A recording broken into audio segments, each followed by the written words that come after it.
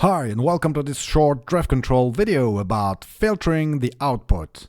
So in this demo we will create two S3 buckets using Terraform with different tags for staging and production, and then we will do some manual changes using the command line, and from there we will learn how to filter the information we need. So here's a very simple Terraform repo. It creates two simple buckets. They are properly tagged for two different environments, staging and production, and both have their Terraform key set to true, so we can know which resources are managed by Terraform or not.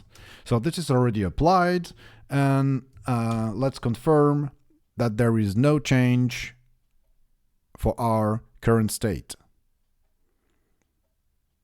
Good, we found two resources with 100% coverage. There is no change right now. So let's make some manual changes using the AWS CLI. And in this case, we will enable an S3 bucket versioning feature on the staging bucket, the one that is managed by Terraform that we just saw. And this is done. So now if you scan again using driftctl, we will see that the drift is discovered. We have a drifted resource here, and the versioning enabled went from false to true. All right, so now let's say we are only interested in reporting production issues and not staging issues. Maybe it's normal in your environment. So we can filter them out using the -- filter and the expression after that. So in this case, it's a tags.environment matching production.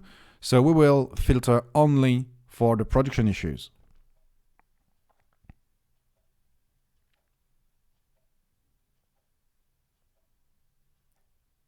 Great, so we found only one resource this time because there is only one bucket having the environment set to production, the other being staging, and that's why we filtered only for buckets with environment set to production. So let's create an empty bucket right now using the AWS CLI. So it's called manual bucket for demo random, and confirm that this is discovered using driftctl scan.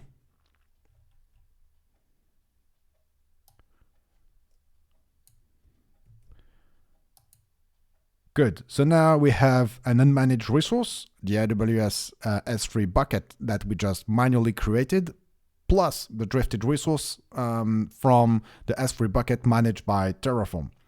So, in fact, we can now easily report things the other way around and use the filters to query any S3 bucket that doesn't have the tag Terraform set to true.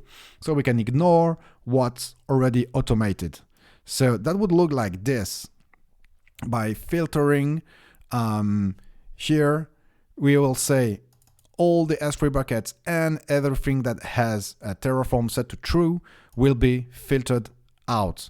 So this expression will help list only what is on the AWS account and not on Terraform, even if it's drifted. So here we have only the unmanaged resource S3 bucket, manual bucket for demo random.